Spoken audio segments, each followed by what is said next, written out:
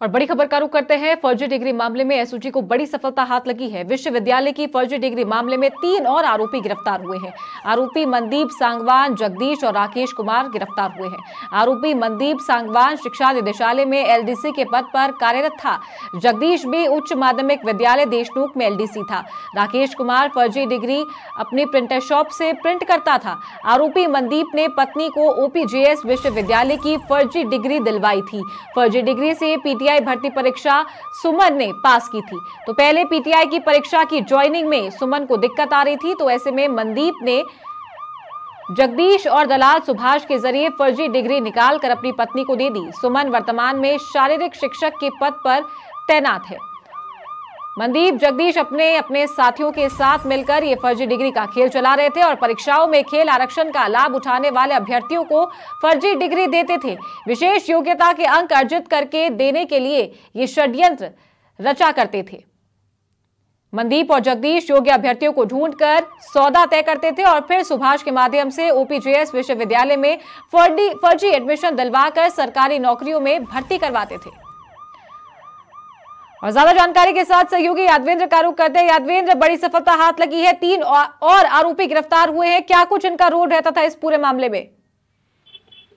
देखिए मैं चारू, मैं आपको बता दूं कि कल जिस तरीके से एसओजी की टीम ने कार्रवाई की थी और 3 आरोपियों को पकड़ा था, उसके बाद लगातार इन्वेस्टिगेशन चल रहा था और इस पूरे इन्वेस्टिगेशन में 3 और अन्य आरोपियों को भी गिरफ्तार किया जो कि सरकारी नौकरी में कार्यरत थे, एलडीसी के पद पर कार्यरत थे। यहाँ पर मनदीप सांगवान और साथ में जगदीश, और जो कि फर्जी डिग्री का पूरा खेल संचालित करते थे।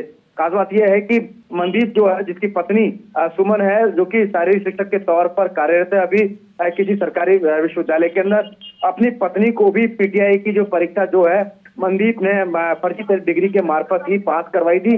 और चूंकि जो समय का जो निर्धारण किया गया था इस परीक्षा के लिए, उसमें जो है पत्नी जो है खरी नहीं उतर रही थी। इसी के चलते फर्जी डिग्री जो है अपनी पत्नी सुमन को दिलवाई थी। उसके बाद इसमें जो है परीक्षा उसने पास करी। बतौर सरकारी नौकरी अभी जो सुमन जो नौकरी कर रही है प्रतियोगिता पास करने के बाद।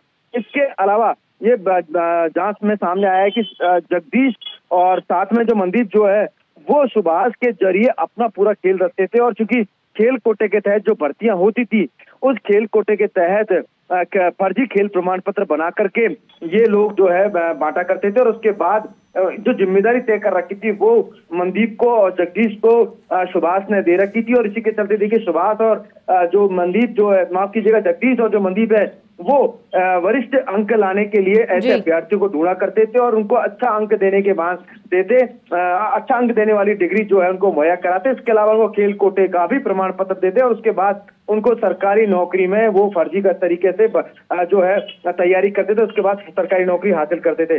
बहरहाल एसओजी की टीम ने इन सभी आरोपियों को पकड़ लिया। इस मामले में, फर्जी डिग्री के मामले में अभी तक टोटल 6 आरोपी जो है गिरफ्तार हो चुके हैं। और माना जा रहा है कि सुमन, जो कि बतौर शारीरिक शिक्षक के तौर पर कार्यरत है, एसओजी की टीम सुमन को भी गिरफ्तार करेगी, जिसने फर्जी डिग्री के जरिए ये परीक्षा पास की थी।